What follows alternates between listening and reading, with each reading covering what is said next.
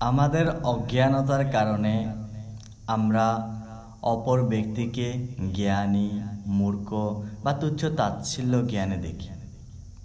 আমরা তাদেরকে মনে করি তিনি অজ্ঞানী, তিনি অপারঙ্গত, তিনি মূর্খ, তিনি এই বিষয়ে বুঝেন না।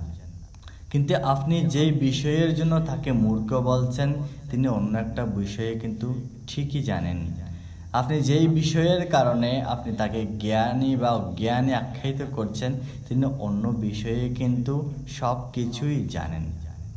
গীতার ৫ম অধ্যায়ের ১৬ নম্বর শ্লোকে বলা হয়েছে, জ্ঞানেন তু তৎ জ্ঞানং येषां नाशि तयात्मनः तेषा आदित्यवश জ্ঞানং প্রকাশয়তি তৎপরম।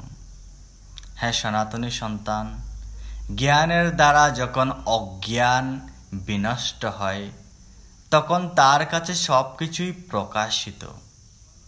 যেমন দিন মানে সূর্য উদয়ে সব কিছু প্রকাশিত হয়।